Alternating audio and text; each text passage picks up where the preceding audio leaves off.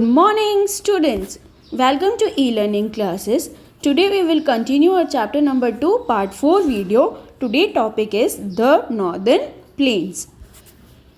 Students, northern plains इतने बड़े हैं कि नॉर्दर्न प्लेन्स में 3 यूनाइटेड किंगडम फिट हो सकते हैं. कंफ्यूज्ड? आइए पता लगाते हैं स्टूडेंट्स.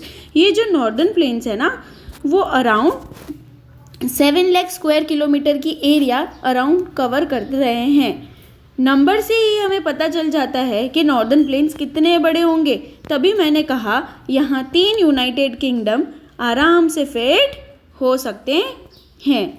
अगर आपको याद हो तो पार्ट 3 में मैंने आपको हर फिजियोग्राफिक डिवीजन के रिलेटेड कुछ बातें बताई थी. आपको नॉर्दर्न प्लेन्स के रिलेटेड कुछ बातें याद होगी, लेकिन आपको याद नहीं है तो भी कोई बात नहीं, घबराने की बात बिल्कुल नहीं है, क्योंकि आज की वीडियो में मैं नॉर्दर्न प्लेन्स को डिटेल में पढ़ाने वाली हूँ.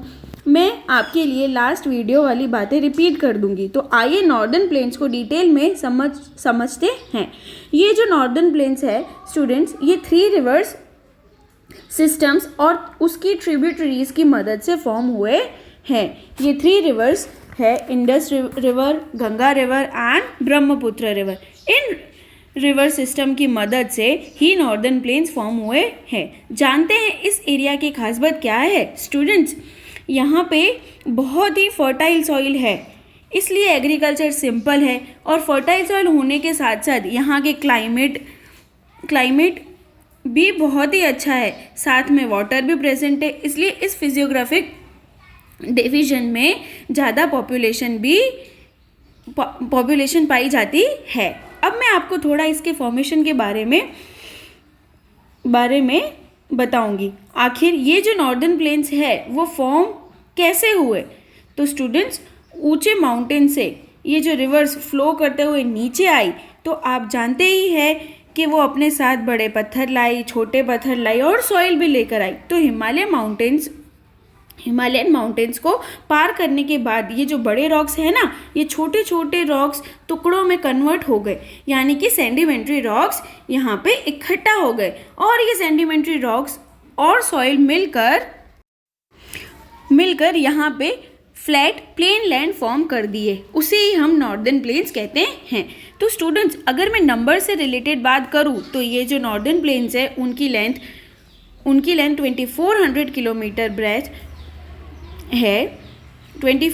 उनकी लेंथ 2400 किलोमीटर है, ब्रेथ 240 to 320 किलोमीटर है और एरिया 7 लाख स्क्वायर किलोमीटर है.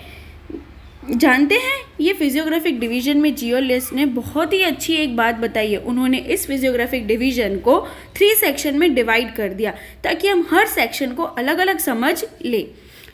तो ये 3 सेक्शन है. Number 1 the Punjab plain, number 2 the Ganga plain and number 3 the Brahmaputra plain. Student, सबसे पहले आप इस फिगर में नॉर्दर्न प्लेन्स पे फोकस कीजिए. नॉर्दर्न प्लेन्स में आप वेस्टर्न पार्ट पे ध्यान दीजिए.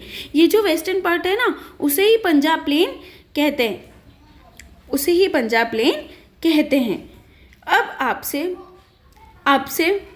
आपके मन में एक सवाल उठना चाहिए कि वेस्टर्न पार्ट को पंजाब प्लेन का नाम ही क्यों दिया गया और कोई नाम क्यों नहीं दिया हुआ. मैं आपको बताती हूँ. ये जो वेस्टर्न पार्ट है ना स्टूडेंट्स, ये इंडस रिवर और 5 ट्रिब्यूटरीज से फॉर्म हुआ है. अब ये बात जानने के बाद पंजाब नाम को स्प्लिट करें. ओके, ये 5 थे, जो 5 ट्रिब्यूटरीज थे, the Jhelum, the Chenab, the Ravi, the Beas and the Sutlej. Okay, उनसे ये फॉर्म हुए थे. अब अपन ये पंजाब नाम को स्प्लिट करें. अब पंजाब नाम को स्प्लिट करेंगे तो ये 2 वर्ड से बना है. पंजाब, पंज प्लस अब. पंज यानी कि 5 और अब यानी कि रिवर. इसका मतलब ये है कि ऐसा एरिया है जो 5 रिवर से बना है. इसलिए फ्रेंड्स, हमने नॉर्दर्न प्लेन्स को वेस्टर्न पार्ट का नाम दिया है. इसके बाद आप सेकेंड सेक्शन पे नोटिस करें. ये जो सेकेंड सेक्शन है ना स्टूडेंट्स, इसका नाम है गंगा प्लेन्स. ये गंगा और टिस्टा रिवर के बीच में सिचुएटेड है. इस एरिया में आपको बहुत सारे नॉर्दर्न प्लेन्स मिलेंगे, जैसे कि हरियाणा, दिल्ली, उत्तर प्रदेश या फिर बिहार. इसके बाद नॉर्दर्न प्लेन्स की ईस्टर्न मोस्ट एरिया की तरफ देखेंगे. वो जो एरिया है हम उसे ब्रह्मपुत्र प्लेन कहते हैं। ब्रह्मपुत्र का मेजर पोर्शन असम में सिचुएटेड। इसके साथ हमने ये तीनों सेक्शन को बहुत अच्छे से समझ लिया।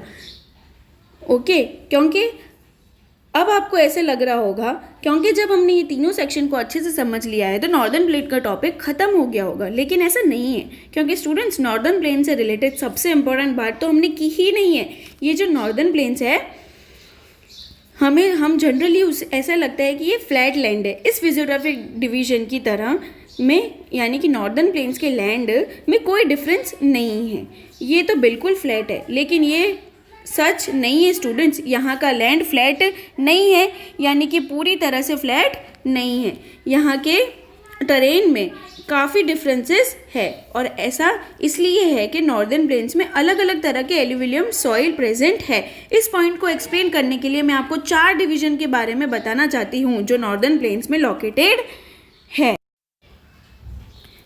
बाबर, तेराई, खादर एंड बंगार। ओके, ये 4 डिवीज़न के बारे में मैं आपको बताना चाहती थी। सबसे पहले हम बाबर के बारे में बात करते हैं। जो ऊंचे ऊंचे पहाड़ों से रिवर फ्लो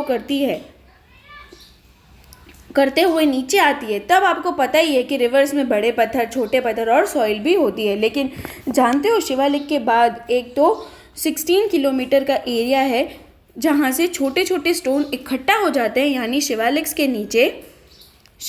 नीचे एक तो 16 किलोमीटर की पेबल्स एक बेल्ट क्रिएट कर रही है।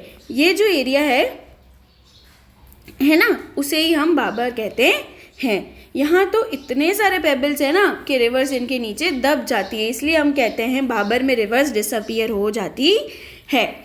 बाबर के जस्ट नीचे एक रीजन है जहाँ पे सॉइल और वाटर मिक्स हो जाते हैं। ये एक मडी रीजन है स्टूडेंट्स। यहाँ भी एग्रीकल्चर अच्छा होता है क्योंकि एल्यूविलियम सॉइल भी है और कहा जाता है इस रीजन में घने घने जंगल भी है। इस रीजन को हम तिरई कहते हैं। तिरई के नीचे 2 रीजन हैं जिन्हें खादर और बाबर कहते हैं। तो आइए पहले बंगार के बारे में जानते हैं। स्टूडेंट्स, जो बंगार है स्टूडेंट्स, ये नॉर्दर्न प्लेन्स का सबसे लार्जेस्ट एरिया है। यहाँ पे हमें पुरानी एल्यूविलियम सॉइल मिलती है। यहाँ की एल्यूविलियम सॉइल पुरानी इसलिए है क्योंकि सालों साल सॉइल इकट्ठा होती है और यहाँ बहुत सारे कंकड़ पाए जाते हैं। और नॉर्दर्न प्लेन्स का जो थोड़ा बचा हुआ हिस्सा है वहाँ हमें न्यू एल्यूविलियम सॉइल मिलती है। और यहाँ की जो सॉइल है ना वो नई इसलिए है, जब रिवर ऊपर से नीचे आते हैं तब वो अपने साथ हर साल एल्यूविलियम सॉइल लाती है। और ये नॉर्दर्न प्लेन का जो छोटा सा एरिया है वहाँ सॉइल रिन्यू होती रहती है। इसको हम खादर कहते हैं। अब मैंने आपको चारों रीजन के बारे में बता दिया। अब हमें पता चलता है स्टूडेंट्स कि नॉर्दर्न प्लेन में कहीं हमें न्यू सॉइल मिलती है तो कहीं हमें ओल्ड सॉइल मिलती है। एक ऐसा रीजन है जहाँ पे सॉइल और वाटर आपस में मिक्स हो जाते हैं और एक ऐसा भी रीजन है जहाँ पेबल से और रिवर्स डिसअपीयर हो जाते हैं। तो इससे हमें पता चला कि नॉर्दर्न प्लेन्स में लैंड अलग अलग है। ऐसा नहीं है कि नॉर्दर्न प्लेन्स में फ्लैट लैंड है, इससे ये कहना गलत होगा कि नॉर्दर्न प्लेन्स में खाली फ्लैट लैंड है। तो स्टूडेंट्स, अब नॉर्दर्न प्लेन का टॉपिक अच्छे से ख़त्म होता है। इसी तरीके से नेक्स्ट वीडियो में मैं आपको पेनिनसुला प्लेट्यू के बारे में बताऊंगी। Thank you.